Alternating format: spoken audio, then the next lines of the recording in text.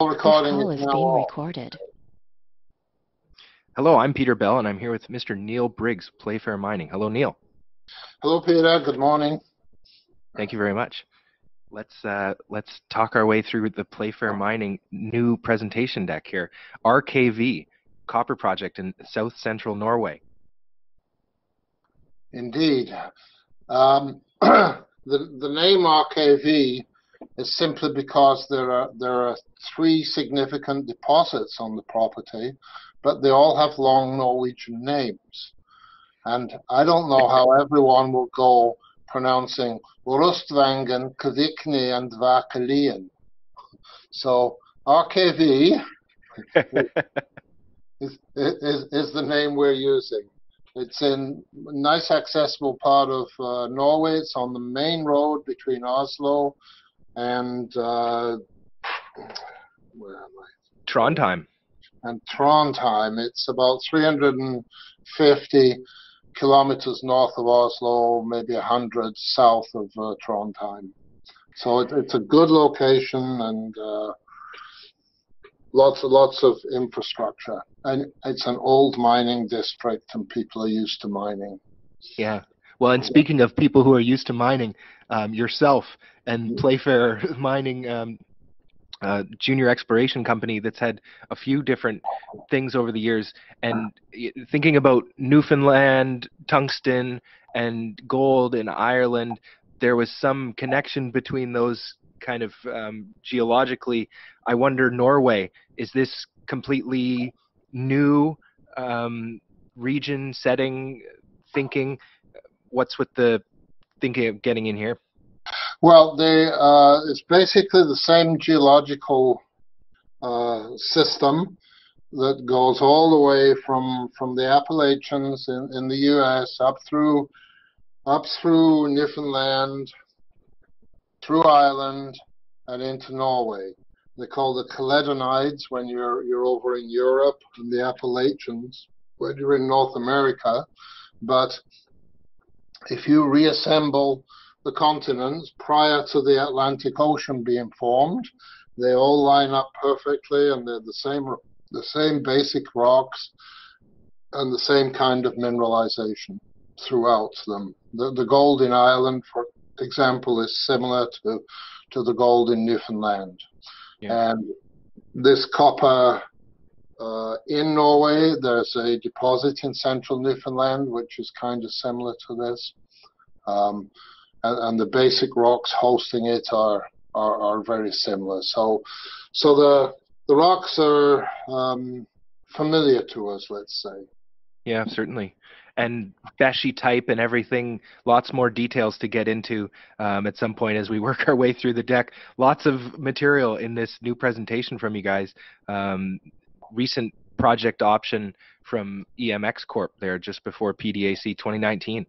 Congratulations. Exciting times ahead. Exciting times, we hope, that's for sure. We're going to have some fun. Yeah, we're going to have a lot of fun. 300 square kilometers. This is a large land package.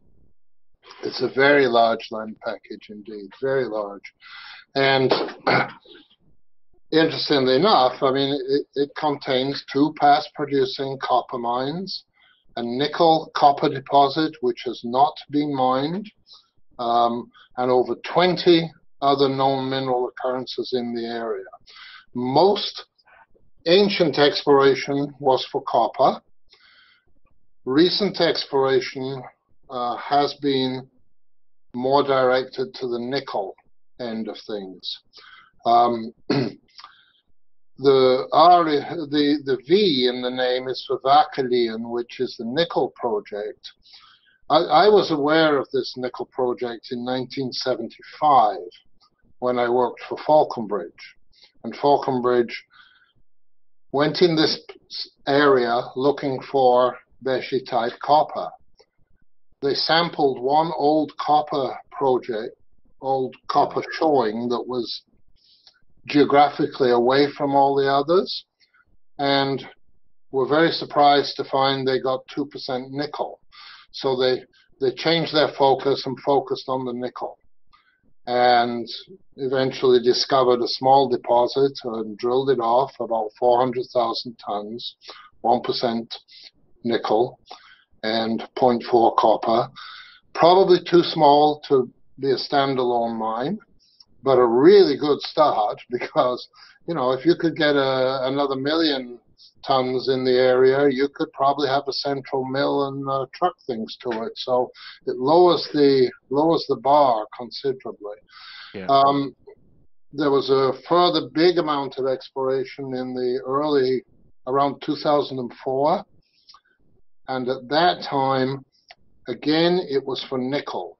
But they flew this huge area, they flew the whole thing with modern, up-to-date airborne systems and explored it, did some brief follow-up really for nickel and didn't look at copper. In fact, they took one sample of 5% copper and discounted it because there was no nickel. So one of the things that attracted us was that you had a big area, lots of showings, modern data which hadn't been used for copper exploration. And so we saw a big opportunity, and maybe and the bar has been lowered to begin with because we have a known deposit that hasn't been mined. And you can put all that material through the same mill, not at the same time, but you can put it all through the same mill. So, and that's where most of the capital cost is in these sorts of projects. So you've got to build a mill because there aren't any in the area. Well, if they're near surface deposits, at least we can say that. If it's deep underground, maybe a different story from a capex perspective. Well, that's true. Zooming around, you can see some of these things at surface and stuff. It's amazing. Yeah, Varkalian outcrops, and so the Rustvangen and Kvikne. They all outcrop. And it's amazing to see it here. 2 past-producing Beshi-type copper mines. So, in the grand scheme of things, the Beshi type isn't that really widely discussed, I would say. I wonder, it's not your classic porphyry copper, right? No, it's a type of VMS, or volcanogenic massive sulfide, and there are 5 different types of them, and people know about other ones, the Kuroko, and they know about the Noranda type, say Texas Gulf and things like that. And, they know about the Cypress type.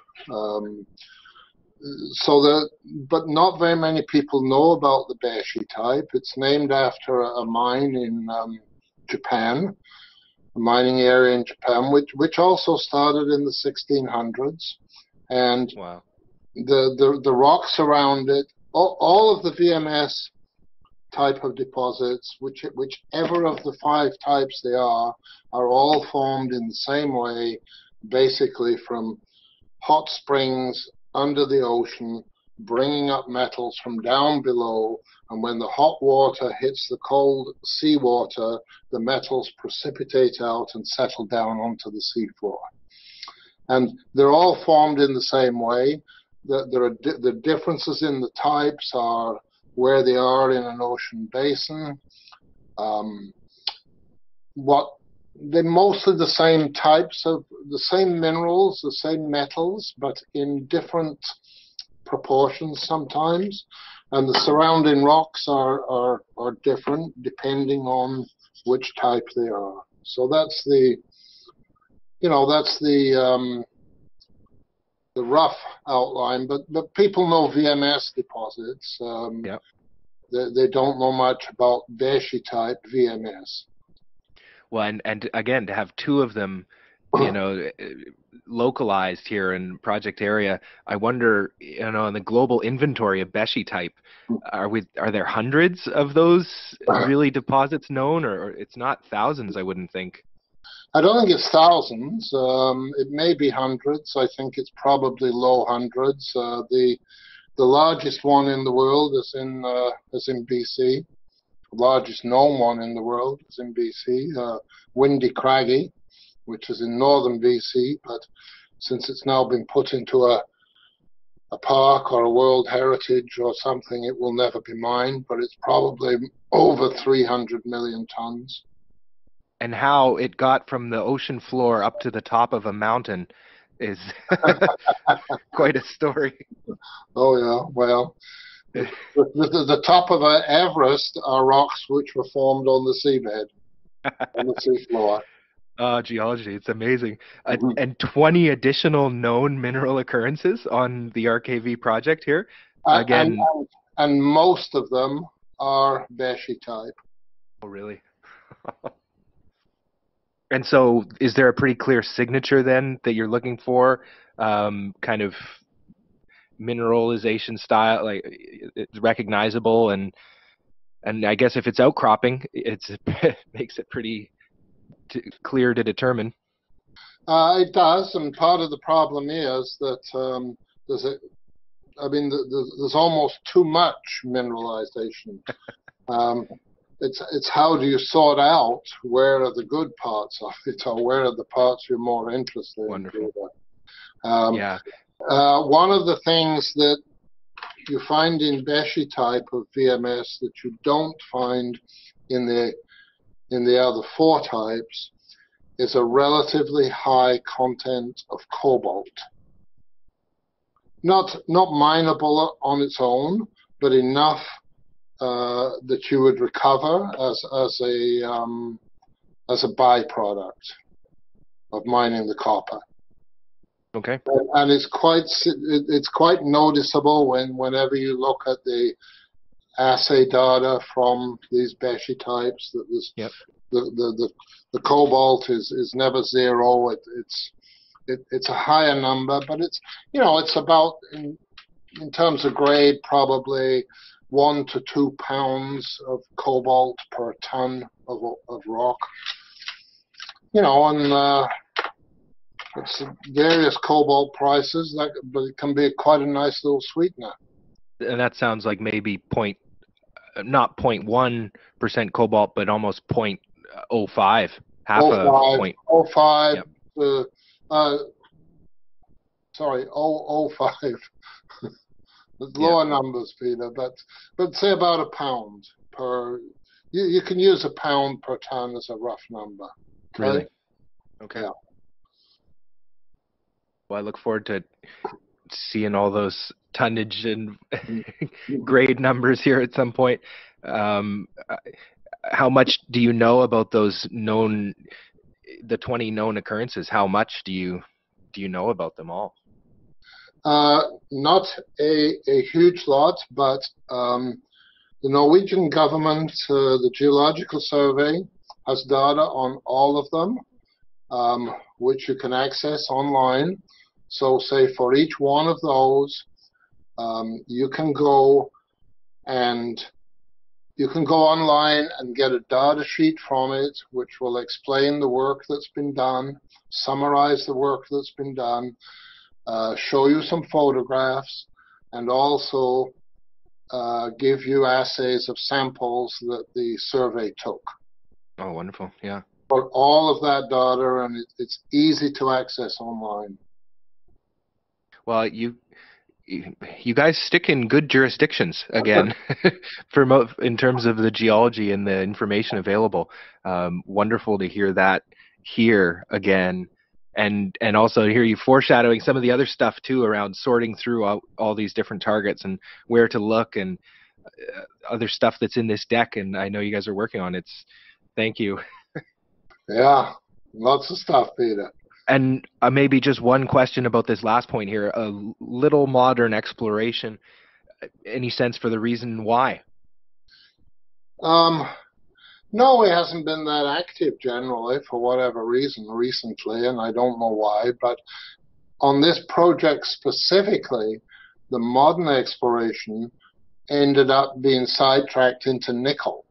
As I say, in 1974, yep. Falconbridge went in this area to look for copper, but they found nickel. And since Falconbridge had a nickel refinery in Norway, they were most interested in that, and they just switched their focus to nickel. And the only exploration really since that time was when nickel prices peaked in about 2004, and again, it was nickel directed. So people just kind of ignored the copper type, and the only real work on the copper has been prospecting, years and years and years ago. Yeah. But one thing, the good thing for us is that when they were looking for nickel in 2004, around that time, they did an airborne survey over the whole thing, including the area that's prospected for copper. And they really didn't use that data at that time because their focus was nickel. They kind of had their nickel blinkers on, and so now we're looking at that data for copper. Wonderful. Base metals. Glad to hear a focus on those all around. Very important building blocks. Yeah. And the next slide here, RKV project, this circle showing 75 kilometers around the RKV and all these different relatively small tonnage projects here, 2 million tons here, 5 million tons there, 20 million tons, 30, right? People might wonder about this, but again, geologically prospective area. A lot of money been made on all these, mining all these things. They're not all mined. Is it? Most of them have been mined. Really? Is that, okay, because that's very clear then. So it's not just that these are, known deposits, but these, to what degree have these been mined? Yeah. No, that sort of cluster of deposits immediately to the east of RKV is the Røros area, and those are just a few of, 20 or 30 showings, small deposits and so on. These are the larger ones. The one up to the north is a VMS. It's not a Beshi type. It's a Cypress type, and that is probably the largest Cypress type deposit in the world, 30 million tons. So these are, they're all VMS deposits, as are two of the ones on RKV. The Vakalian is not; it's a magmatic nickel deposit, but Rustvangen and Kvikne are. But there's 80 million tons, and they're not big tonnage like like you get with porphyries and so on, but they're good grades, and they're copper, and they're zinc, and they're gold, and they're silver, all of those contained, and I think these days you'll be recovering the cobalt too. Yeah, wonderful. The one to the north there, that sounds like an amazing story. Is there more stuff known around it? There is, and there has been work around that, and there is an Australian company working up there right now. And is that exploration or production that they're doing? Exploration. It's been mined out. They've actually mined 26 million tons. Any idea grades and stuff that they were getting from production there? Numbers I've seen have been 2.5% to 3% copper, which I think, as the best I can tell, is the sorts of copper grades they got on RKV at Rustvangen and Kvikne, probably between 2.5 and 3.5 copper. Wow. And the one to the north at surface again? Yes. Oh, I'd say pretty well all of these were at surface, yes. Well, and it's that question again of how is this not something of a, a more active area? Uh, I I don't know. I don't think the government and the survey have been that active in uh, getting people to come to Norway. Sweden seems to be more active, and Yep. yet there a lot of Sweden is the same kind of rocks. This slide we're looking at over on the right hand side there, that jagged line is the border with Sweden. And it's much, Norway is a kind of a skinny country. It's long and skinny, It's Yeah. probably 1,200 kilometers long. Goes right up into the Arctic Circle at the top end of it.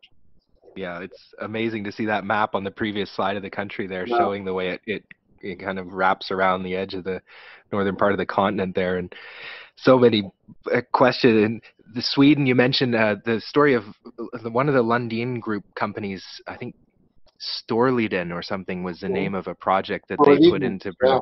yeah, and it was just an epic moneymaker as from what Yeah. I've heard. And not large tonnage, but base metals and something like this just very profitable at the right point in the market cycle. Uh, quick. And do you know that one at all, or the history? I'm sorry, you faded out, Peter. Storliden, do you know it? No, I don't. Fair enough. And Other than the name. And just looking at this map, it kind of seems like the a lot of these stars would seem to be in areas with roads, which might be valleys again. And I wonder, again, the exposures and the stuff that you're seeing in outcrop, how much. There's this question of what else is there, right? And if they're just finding stuff in valleys, a lot of potential for more discoveries. Yeah, it just hasn't seen sort of modern exploration, really. And any active production in the area? Are there any No, mills, hungry mills, or anything? no, they're not. They're not. I don't think there's any active base metal mining in Norway at the present time. Oh wow. There is in Sweden, of course, but not so much in Norway. And Trondheim port set up? Oh yeah, Trondheim is a fairly large, well-known city, and right on salt border, easy, easy access, and a road, directly there.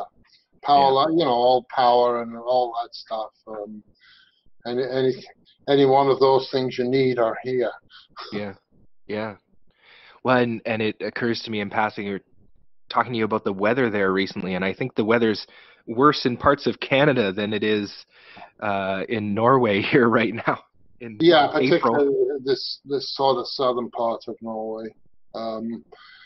There'll be snow on the high ground, but the valleys will be green and and nice right now.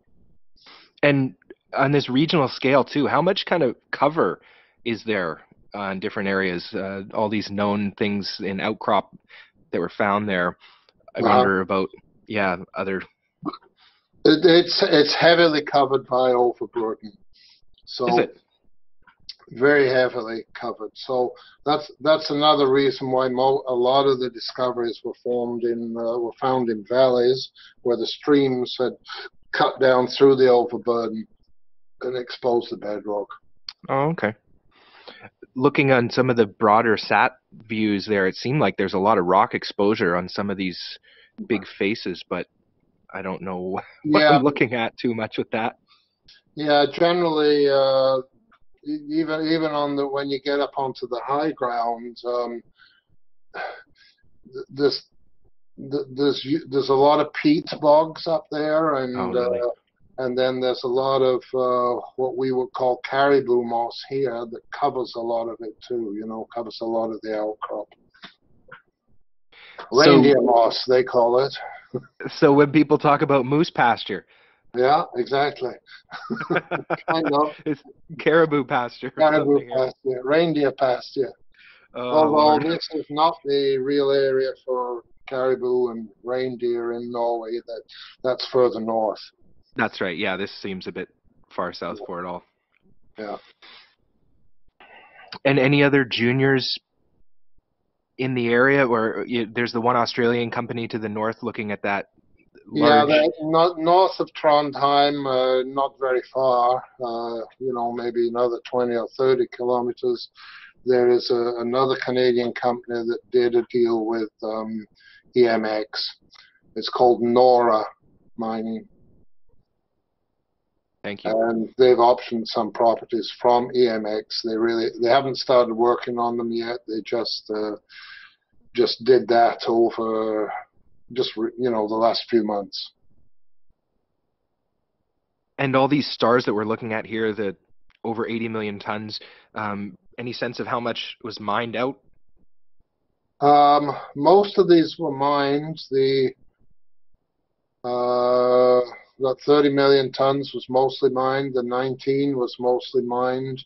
That Yeah. cluster over at Röros was pretty well all mined. The only one there that really wasn't mined is that 8.3, and that's fairly low grade zinc. Okay. And thinking in the broader terms about the potential size for some of these VMS, the footprints on these things, kind of clusters of things that were happening around similar times in this area, or kind of distinct, different events reflected? All relatively similar times. Yeah. I'd say they then got, the pack got shuffled around a little when the ocean at the time closed, and piled things up a bit differently, but they were formed around the same time.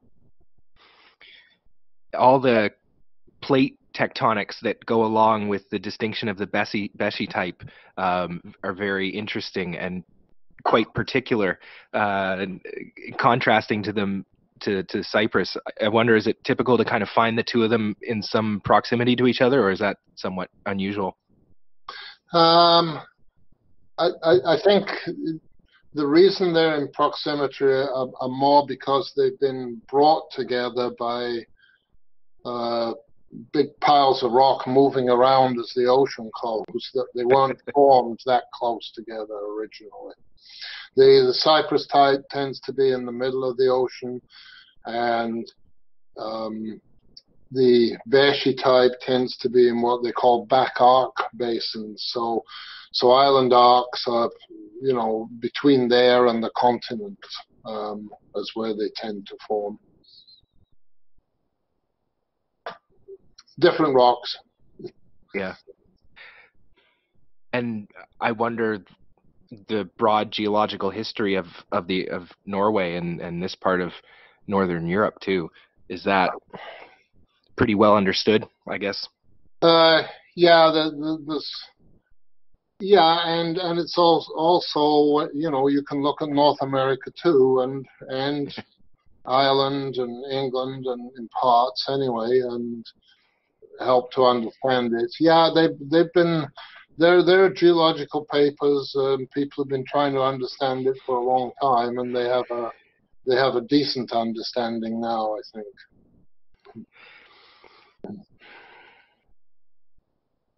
Okay. So this slide is showing us the property, the extent of the property, the main road down through the valley, the central valley, and also you can see all these green squares. Yeah. They are showings, mostly of Beshi type things. The light blue ones are nickel. So there's a couple of some nickel ones, as you can see there. Yeah. And then the others are, all those green squares are showings. And some of them have underground works, like that one immediately over to the left of Rustvangen, where you can see a little X there, where there's a little bit of underground work there. Yep. At a place called Borshoho. I think that's pretty clear from the satellite views. Yeah, it is. You can see it easily. Yes. And that one looks like an underground mine. And I guess they drove adits in. It's exposed on surface. They drove adits into it. They never they were exploring it at the same time they were mining Rustvangen. But when Rustvangen closed down in 1920, they abandoned exploration there at Borshoho. And I hadn't seen this other one further to the west. Yeah, that one. That's what I'm talking about. That one. Okay. Yeah, Borshoho. Yeah, and that shows up clearly on the airborne stuff. So that was really last work, in the 1920. A little bit of work in 1945, I think. A lot of showings. It's almost one Oh, showing per claim, almost. Almost. And so this is an image taken from the Norwegian government database online. So you can go there, and it's all interactive, Peter. So you can click on any one of these showings and get that information, get information on each of the showings. I can walk you through that later on. Exceptional. And you have photos and everything. Starting to get a sense for what you said about it being large, and how do you sort through it all? Yeah, and that's the issue. In a way, it's almost too much. However, if you go back to that one, if you look at this, you can probably see that some of them almost look as though they're in lines, that they line up going from, right? Yeah, like that. Oh, Lord. And when you get to see when you see the geophysics, you will see some of these. There's a reason that they line up like that. Right? I was gonna ask how much have things been turned up and sideways and could. Well, they have. Yes, they have. But nonetheless, the geology is known, and we'll see it in a little while. Great. And very clear also to see the valleys, how steep the edges are, the topographical map here and stuff. Yeah, that's right. Wow. And so this is what 300 square kilometers looks like. What a when you start talking about things in a line and having a kind of a skinny land package here as well, all the way down. Is there land available nearby, or is it all kind of staked by others? Nobody's tied onto us. In fact, if you look at this map, if there were other claims, they would be shown on this map. Oh, wow. If there were claims tying on to us, that you would see them on this map. Okay. I love these photographs showing the old mine sites, and the Kvikne one with the little wooden sign carved out there. It looks just like this old map from it. It's amazing. Yeah, 1632 it says on that sign. Yeah, which is, and I thought the map was saying 1762 or something. It was. Well, too, that was when the map was, but these things were discovered in 1628 and started mining in 1629. About 50 or 60 years later, they almost closed down because one of their ships taking their copper to market was taken by pirates. Yeah. And, amazing. How's that for a risk that modern day miners don't really have to contend with, eh? I know. neat to see the cover and the overburden and everything here too. Yeah, That starts to make that more clear. On these, there's not really that much outcrop. Even at Rustvangen there, you can see on that, there's not a real lot of rock to be seen. Interesting. Yeah, you're right. Yeah. Well, those are dumps there, of course. Yeah, exactly. Yeah. Well, and it always begs the question: what were the old timers, the real old timers? What were they What were they looking at? How did they sniff this stuff out? Well, they prospected a lot, and if they saw something they liked, they dug a tunnel into it to look at it. By the time you got to the 20s and stuff like that, they did have drills, and they could drill to a certain extent, but it was slow and expensive.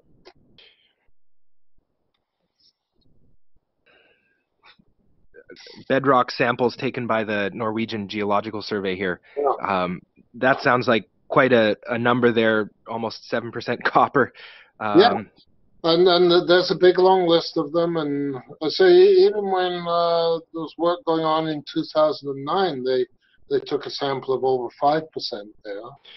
But that closed down in 1920 when the world market for copper just dived, and it was sort of almost the precursor of the Great Depression.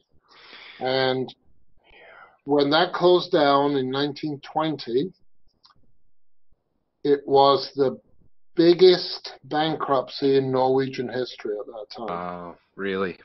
Yeah. So they closed down because the price of the product wasn't there, not because they'd finished whatever they were doing. Yes. Yeah, global markets, commodity demand for base metals, right? Very cyclical. Yeah.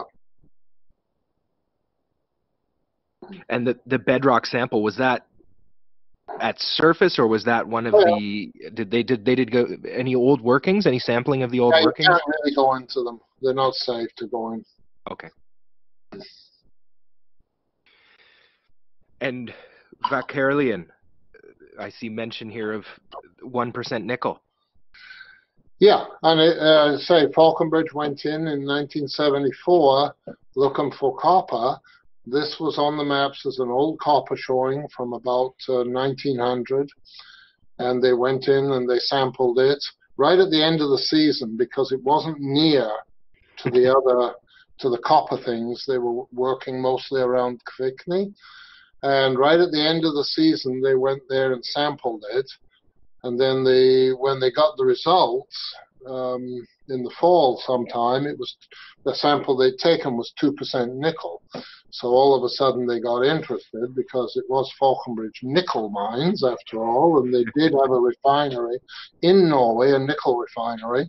So they just switched all their efforts to that and stopped looking at Kvikne, looking at the copper. They just started drilling here, and over a couple of years drilled over 100 drill holes and got a small deposit, but too small for a standalone deposit. Yeah.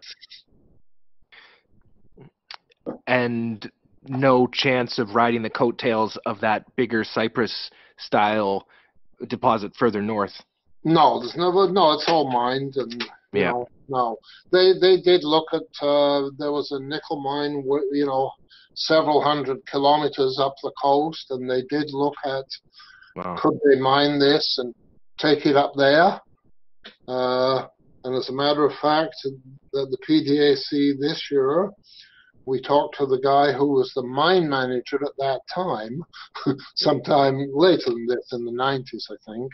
Yeah. And they actually looked at this to see if they could truck it to Trondheim and then put it on boats and bring it up the coast to where their mine was running out of ore, but they figured it wouldn't work. But we actually ran into the mine manager at the PDAC this year. Amazing. This small world, really, of mining. Isn't it? And 250,000 tons from 1629 to 1789?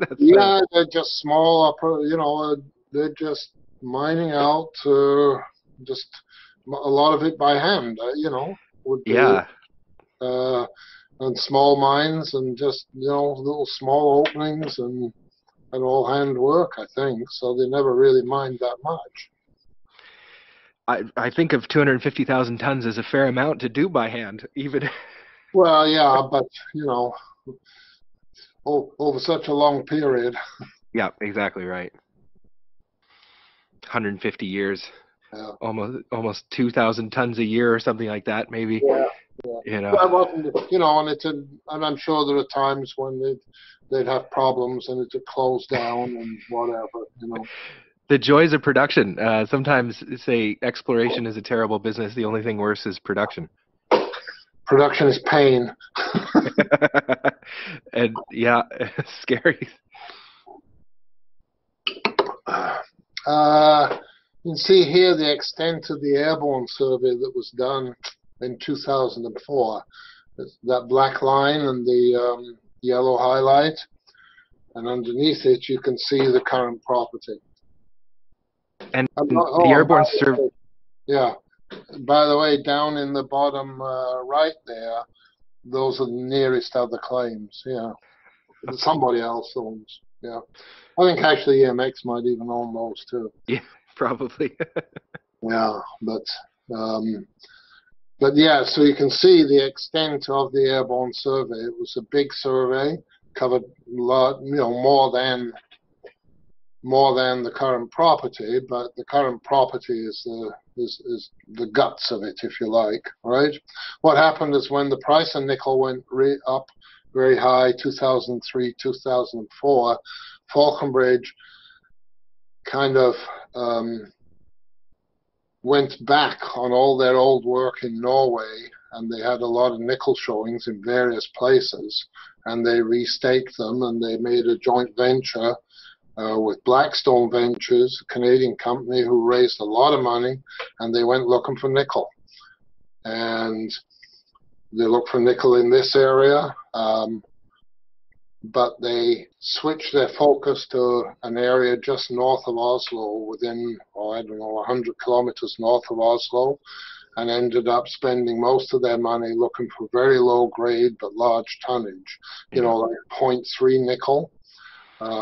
With a big tonnage, and they didn't want to focus on the Vakalian area.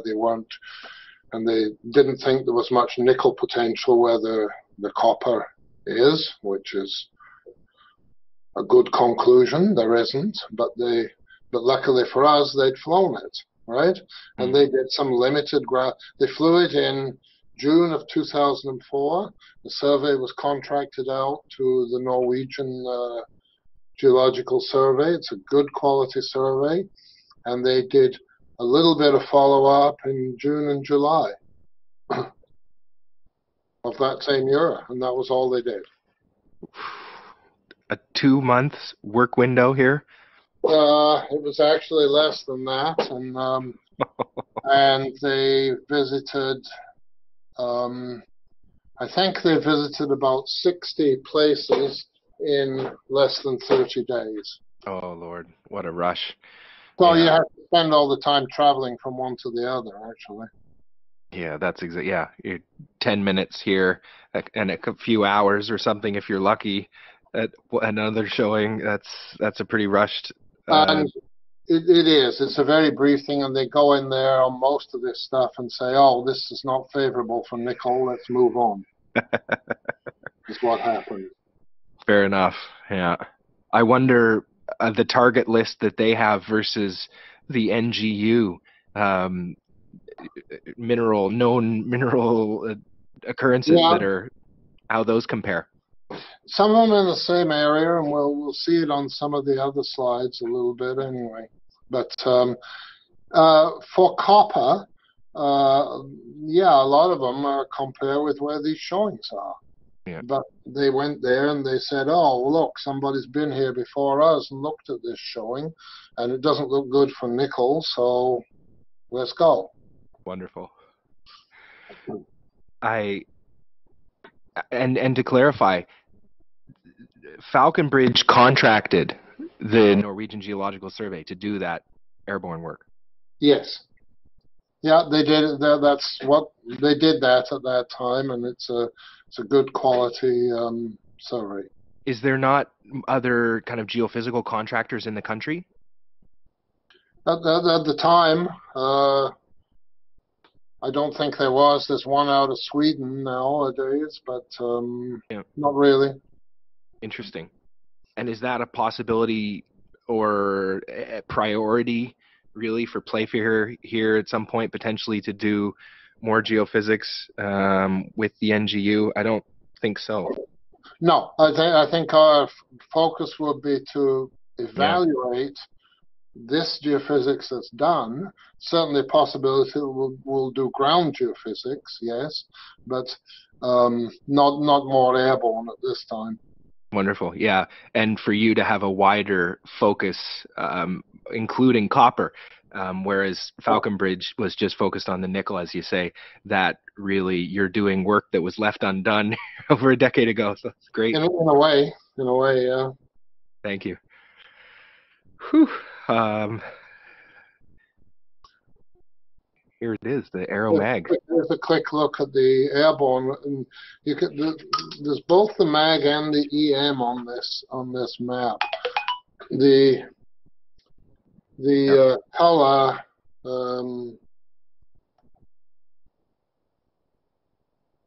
Yeah. Give me a second, please, Peter. Yes. The color is.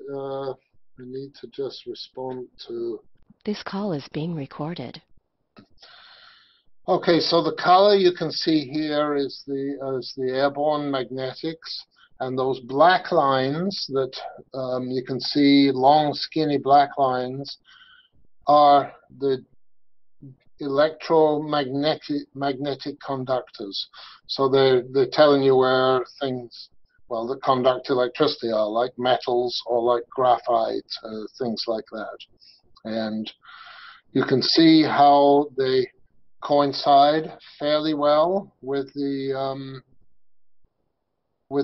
high magnetics. The red would be the higher magnetics. You can see south of Rustvangen there, where you just were, there's some sort of orangey colored blobs there. Those are where Falconbridge picked as strong EM conductors, where they went and had a look at some of these places. So you can see they're right on this trend where there are showings and obviously mag and EM. Wow. Right? And you can also see on, the various places. Now, you can see too when you go here, or maybe when you zoom out a little bit, Peter, yes, that the northwest, the magnetics there look very different to what they look where all the copper is, okay? Yep. Like with copper, you get these long, skinny mag and EM responses, and then up there where the nickel is, where Varkalian is, you just get a smooth mag and not so much EM, right? You can see there's a real difference in the geology. Yep. That's reflected in this geophysics, okay? How much is the low mag around the R showing, to do with cover and maybe it's to do with bedrock, and it's probably not. Is it? Okay. Yeah. So the interesting places are going to be the places where we're seeing all the EM responses, the black lines, and also probably the high magnetic, the red stuff. Okay. Wild. Is there some kind of a bend, maybe change in orientation up around the cave? Something. Nobody really knows, but something. Exactly. Yeah. Well, and you said it's more bedrock than cover, but the topography again doesn't really seem to show. My understanding of the topography here doesn't map onto this stuff. It's not like the valley is being picked up as some. In any way, this stuff seems to be unrelated really to the topography. Yeah, I think so. I don't Cool. think it's related to that at this scale, no. Well, that's always good, right? Because sometimes Well, these geophysics can wild goose chase or something. yes, it can. It'll always give you anomalies, right? But Yeah, yeah, they do. You always get so. And here, there's too many anomalies almost. do we have a sense for what where Falcon Bridge went and visited? You Yeah, said, yeah, yeah.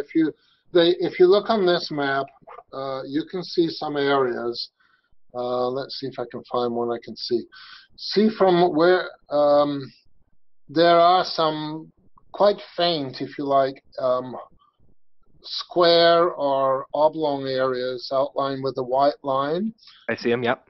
Okay, those are places that Falconbridge picked for geological reasons. They said these are places we should look at. Okay, now that's the first part of it. So there are 8 of those. Now, if we go to the next slide from this one, Peter. Okay. This doesn't have the magnetics on it now. It just has the EM, the conductors, and the showings. Well, it doesn't even have the showings. But it has what Falconbridge has picked for their main prospecting areas. Oh, look at that. Yeah. All those numbers, and with the orangey colors, they picked 43. If you look over to the left there, you'll see.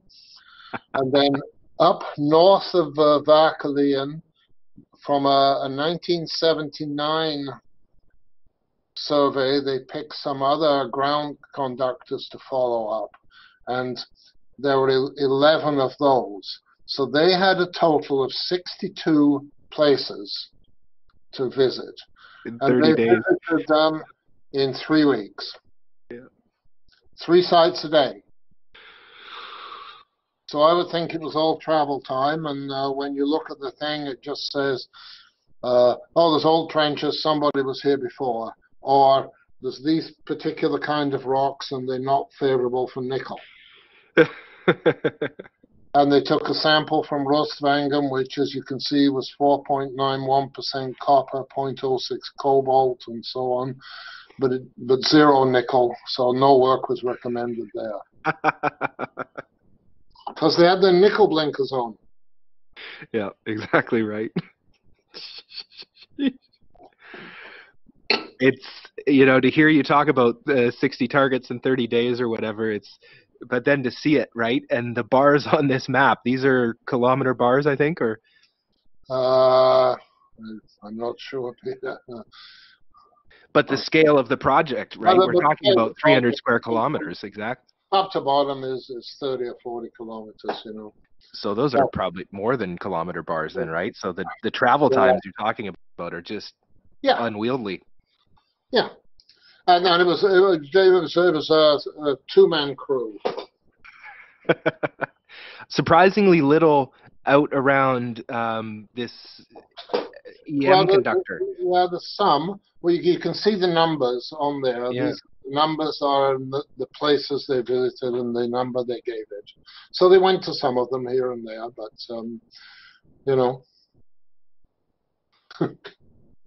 And the one assay that's mentioned here, how that's many other? That's from Bedrock at Rustvangen. Okay. Yeah.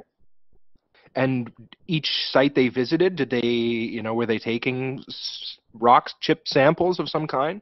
Not everyone. Okay. Probably.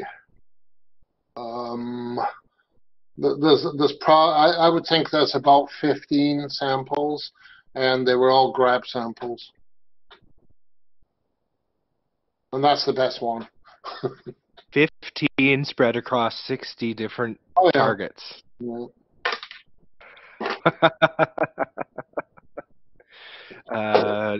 Yes. Okay. Okay. So, here's the geology. So you can see how these things sort of line up with the geology a little bit. Okay. These showings. Yeah. You can see the grain of the geology going down like that, and and you see that these showings are falling in particular geological horizons mostly, right? Yeah. So there's all this information, and nobody's really done anything with it, right? For copper. Well, and even the nickel work, really arguably a little bit rushed there. Well, they have done more around Varkalian over the years, so Yeah. they have done quite a bit in that specific area, but the rest of it, yeah. So that's why we figure we've got data that hasn't been used, and that was just a pretty picture of black smoker to say this is how these things form. And in Japan, the Bashi area, the 19 million tons of 3.8 copper from 1690 to 1973.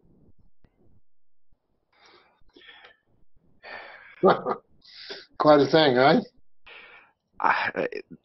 That's amazing. It's almost 300 years of mining history there, and Yeah. and only 19 million tons. I wonder about the spotty, production history there. It must have been.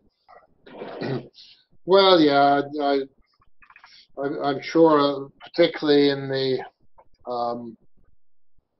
what should I say, in the early days, Yeah. they didn't, they weren't going too crazy, and the company that mined Bashi, right, kind of got bigger and bigger over the years and got into other kinds of things. It's Sumitomo. You may have heard of them. Yes. They're rather a large. It's one of the largest Japanese companies. Okay. And was the Beshi mine kind of at the early days of that group? Yeah. Yes. That's why Sumitomo made their money and where they started and why they got so big. Yeah. They made their money from the Bashi mine. That was the origins of it. Okay. I mean, they early on, I think they had a bookshop and all that stuff, but then they got into copper refining and mining, and that's what they mined. And Japan was one of the world's leading copper producers, and it was coming not only from Bashi, but they're also from Kuroko deposits, which is another type of VMS. But Bashi mine, they operated Bashi mine for 283 years. The backbone of Sumitomo. That's why Sumitomo came to be. Amazing. Yeah. So, this is the conundrum, if you like. I've said before, there are too many anomalies. You can't go and thoroughly look at them all, but somewhere in there might be some good stuff. Yeah. So you have to figure out how to deal with it. And we see an opportunity in this that other people may have thrown up their hands and said, well, what the hell do you do when you've got so many places to go and look at? Yeah. I would say you don't send 2 men in for 3 weeks to look at 60 places and decide it's no good, or no good for nickel, at least. I think you have to put a bit more effort into that, and so we've been aware for a long time of artificial intelligence, in use of artificial intelligence and data mining techniques in exploration, and in particular Albert mining. And we know the Michel Fontaine there. We've known Michel for, I don't know, 15 or 20 years. We followed him through with Albert.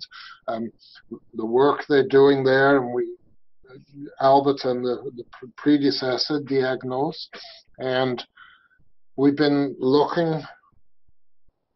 We never saw it as a kind of a black box, but we saw it as a tool that could be used in certain situations. Yes. And we see it here that this is the perfect situation for it. There's a huge amount of data, and the advantage of these pattern recognition algorithms is that they can deal with a huge amount of data, which is kind of too much for, you know, a human brain to take in at once. So we saw this as a real opportunity to do that and try to zero in on certain parts of these long anomalies, which some of them are kilometers long. How do you pick a good place?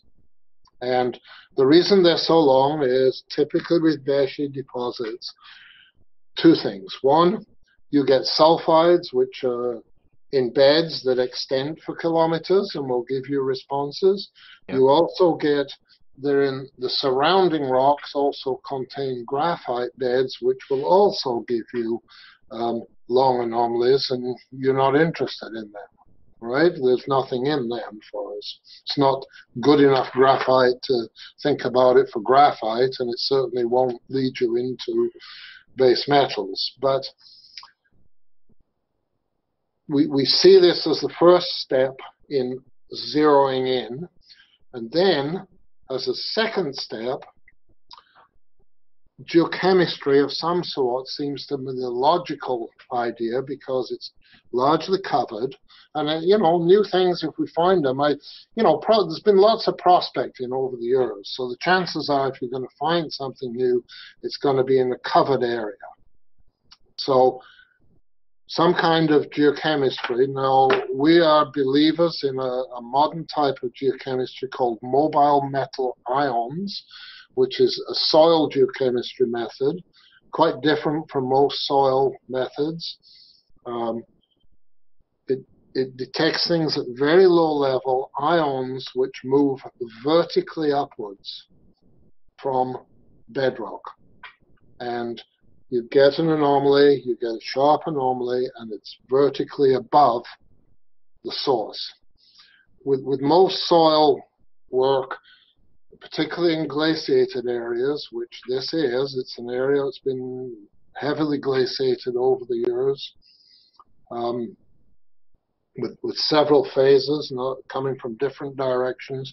You usually have to put in this big effort to try to understand where the soil came from, which glacier brought it, where that glacier came from, how it got there. You don't have to do that with MMI. You just have to take a sample below the organic layer, the sort of black dirt you get at the top. You get below that, you take a sample of that without the organics, and that is telling you things. You don't have to understand where the soil came from, where the dirt, which glacier brought it or whatever, because the MMI response is coming from vertically below. So it's easier to take samples and it's easier to interpret. So we see a two-phase screening, if you like, initially using an artificial intelligence and pattern recognition, data mining, all that, and then MMI, soil geochemistry. When I first heard you describe it, I was blown away how obvious it seemed. And the more I've heard about all the known showings and the old mine sites as well, this is just such a great opportunity with a really rich data set, not just modern exploration data, but you have to have some true positives to calibrate with your data mining. We have that. Exactly right. We have that. And wonderful. And you're the only guys I've seen who are talking about MMI on this stuff too. And it's such a good solution. It's just not, what are you going to do? Drill all these targets that you've generated? It's like, no, ground truthing first. And so thank you. So that's our way, if you like, of brilliant going about it. And we, as far as the artificial intelligence goes, are our plan is we're going to make, I guess, two models. One for the VMS type, right? And for training points, I mean, one of the things you do is to develop the algorithms, you have to say these are positive places and these are negative places, right? So to produce an algorithm, and then you look for pattern matching. So we have 39 positive places and 339 negative, if you like, places for the VMS. Okay. Really? Yes. I And didn't realize there was that many negatives too. That's really important as well. well, it depends on where we picked a cutoff, positive, negative, of 0.5%. Sorry, what did we pick? 500,000 ppm copper. Okay, Yeah. 0.5%. So that was our cutoff. So a lot of these showings will show us as negatives, if you like, because they're not 0.5%. And we did the same with the nickel. With the nickel, we've got about 80 positives and I don't know, 400 negatives or something. Pretty well all from the Varkalian area. Okay. Yes. So that's what we have. That's what our, if you like, our training set will be for that. Okay. I think for the nickel, sorry, it's, I'm trying to read the numbers. I think it's 80 positives and 633 negatives, or total training points. Yeah. Good. And So, this opens up we'll make so much. two different models. Okay. And each of those models will generate targets. Yeah, one will be looking for similarities to the nickel signature and generate nickel targets, and the other will be VMS. And from there to do the MMI on those targets, you know, that's a reasonable work program. And it would seem to me that there's the potential also to kind of hedge that program a little bit and do some of the other stuff that might have been worked before or didn't get enough attention before. You know, Yeah, well. you'll look at it all, but you know, Yeah. this will be our sort of main focus of it. You'll Brilliant. do other things, of course, if there's other things of interest. Yes. I wonder how long have you kind of thought about the MMI aspect of this, right? You mentioned knowing Albert and Michel Fontaine there for years, but this. Yeah, we've done MMI on and off for about 20 years. The first place we did it was in Mexico, where we had a huge anomaly that we explored. Didn't find any mines, but the MMI really worked, and we're believers. It was developed by two Australian guys, and we in those early days, for the analytical cost, say for one sample for 4 elements, right? Copper, lead, zinc, silver will cost you about $50 a sample. Today, it still costs you $50 a sample, but you get about 50 elements. And, Really? yeah.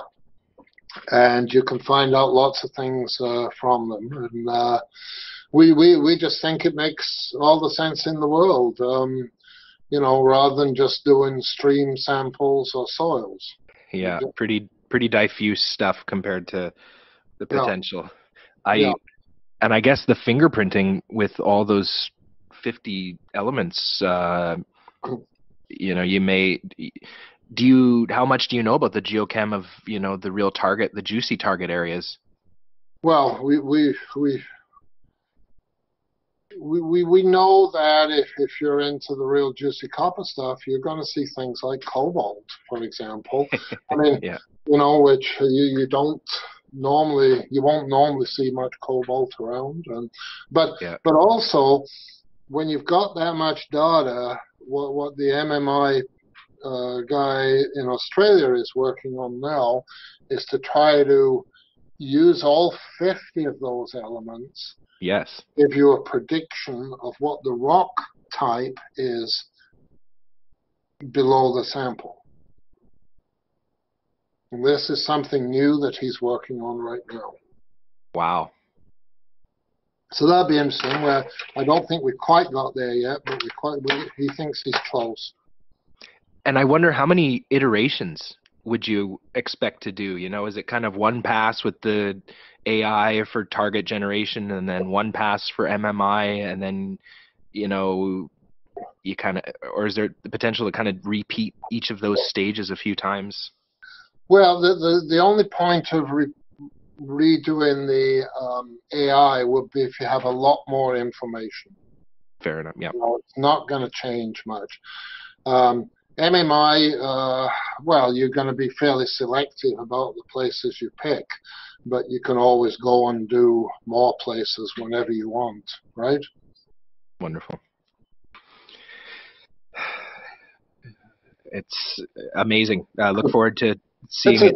Yeah, it's a different way of going about things. It's kind of a modern exploration, if you like, of an old area. New things in old places, Neil. Great. Glad to hear it. Exactly. Maybe these next couple slides, slide 12 and 13, I'd and I'll just show you that's actually Kvikne mine. Like this one says, well, you know, here's all the EM responses, and the red dot, the orangey dots are the places Falconbridge picked to go and look, and you know, there is a mine there, and can you pick it? Not very easy, is it? All right. Well, it's almost impossible. You're throwing darts at the wall or something. Except if I told you that those, there's a slight clue. Those red lines are actually roads, and that red line, one of them is the road to the mine that ends up. Yeah, that's it. Like overlay some topography on it, and maybe you can find the spot with some exposure or something. Pick it from that geophysics, and you can also see that Falconbridge, a lot of that geophysics they didn't follow up. Like that, look at that whole trend from Kvikne north and south. Huh? There aren't any orange dots on it, are there? There's a couple of small ones right around Kvikne. Other than that, nothing. They focused on a different belt for whatever reason. But it's not the belt where the mine is. Right? Yeah, it's funny that they focus just to the east there. Yeah, and it's probably because it's more magnetic and they were looking for nickel, right? Yeah.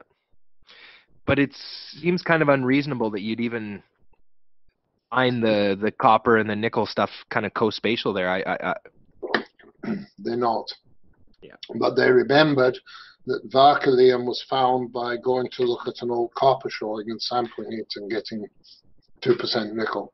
Right. Okay. Thank you.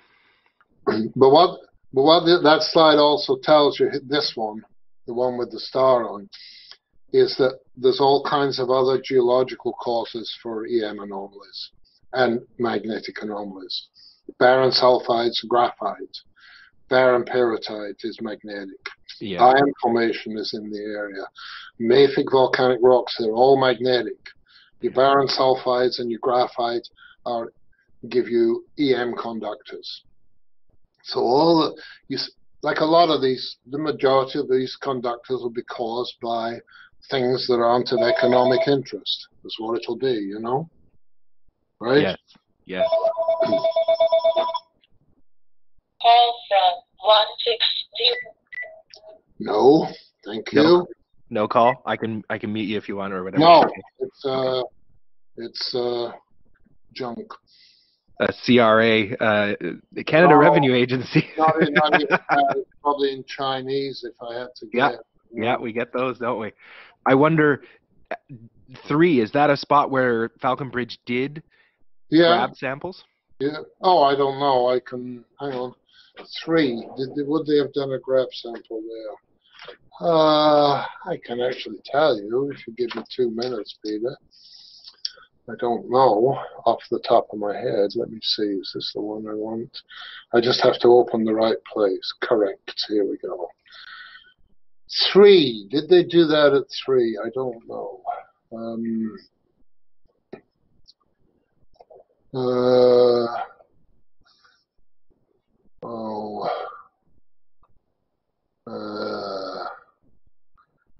I can't tell. Sorry. Oh, here we go. 3. No, they're just their comment. Their comment on 3 was description: graphite, pyrite, metasediments previously explored, showing, and they took a sample 1443. Sample 1443. 1443.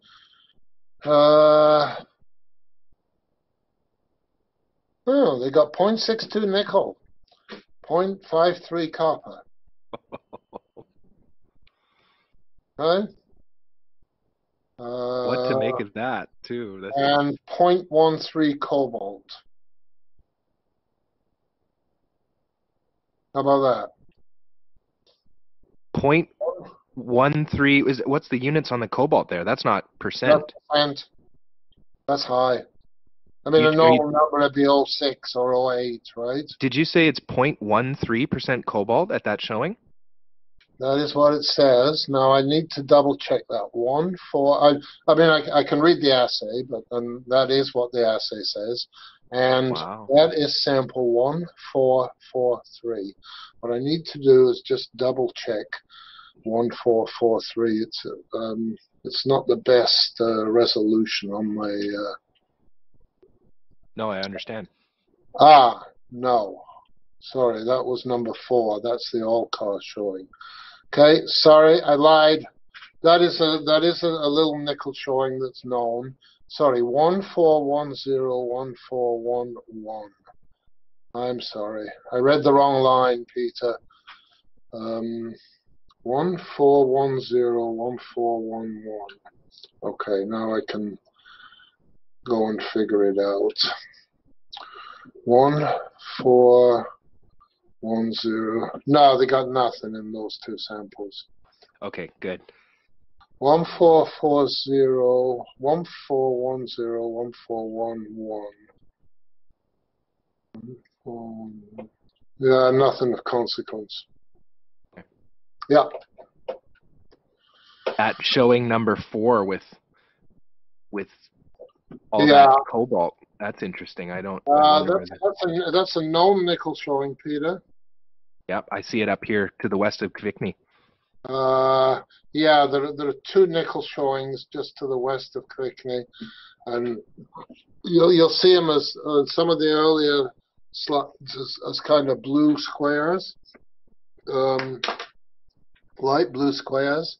One of them is called Olcard, and one is called Kultvatnet or something like that. Anyway, this is Olcard. Falconbridge spent a bit of time. They looked at it, they drilled it, and they poked it. Go back further, and you'll see them in a minute. Yeah, you can see them. You'll see them on here. No, not on this one. No. Well, yeah, you can see where they are on that one. Actually, yep. Peter. Yep, they're labeled there. Yep. There's 2 labeled areas. So there's Olcard, and the other says Kultberget. So that was from Olcard, which was a known showing. Okay? And it seems like it's just very small. Okay. Well, I wonder if things have gotten scraped off and left or moved around, as you say, shuffled the deck. It's squished up quite badly and moved around. Cool. Which may throw some curveballs for the targeting system there with the data mining, right? You may get some really high grade stuff that's separated off, from its larger body. So who knows? Yeah, Wonderful. there. Those you saw those blue there. See those two Ah, blue squares there? It's those two. The north one is Olka, and the other is Kaltberget. and cobalt with the nickel? In that case, yes, but at Varkalian, no. Hmm. It's common to have cobalt with the nickel. Yeah. Varkalian, there isn't any, but at Olkar, there is. But it's just very, very small.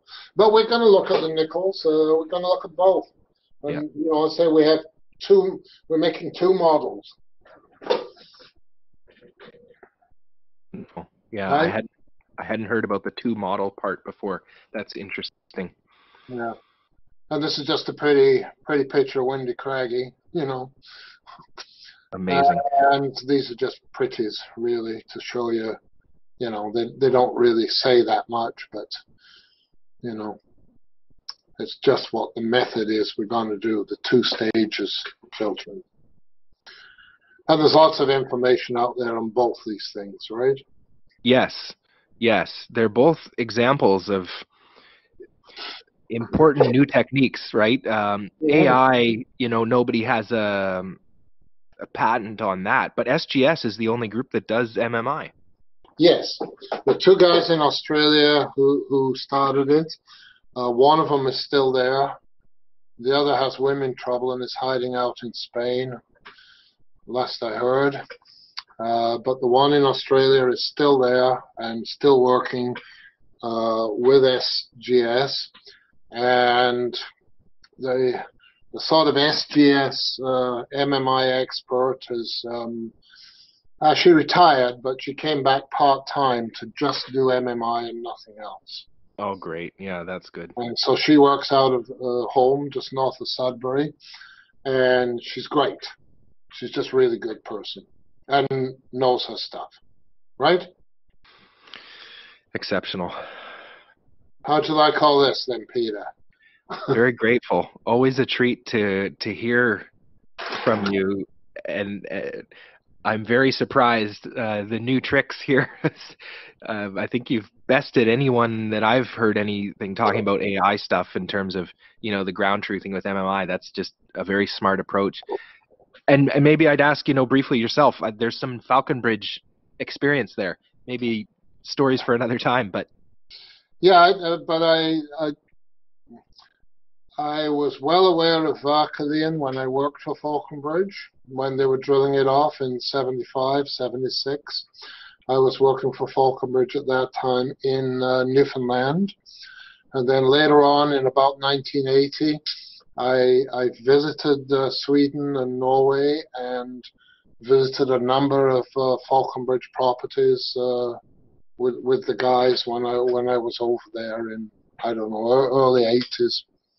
So I worked for Falconbridge for about 13 years. wonderful. Not so much on nickel, but more on VMS, but, you know, nickel too. Okay? Well, and the VMS systems too. Again, looking at this Yeah. broad regional map, I wonder, Yeah. hearing you say that you have two kind of target models with the AI stuff there, that kind of gives us two buckets for possible deposit types. Yeah. Although there's subsets of each, right? And it starts to get a bit complicated. Well, it can, but the big advantage of this project is that we have this high quality airborne data. Yeah. That hasn't been properly or exhaustively followed up. Yeah. You know, it's a huge bonus as far as we're concerned. It's not something that you often find.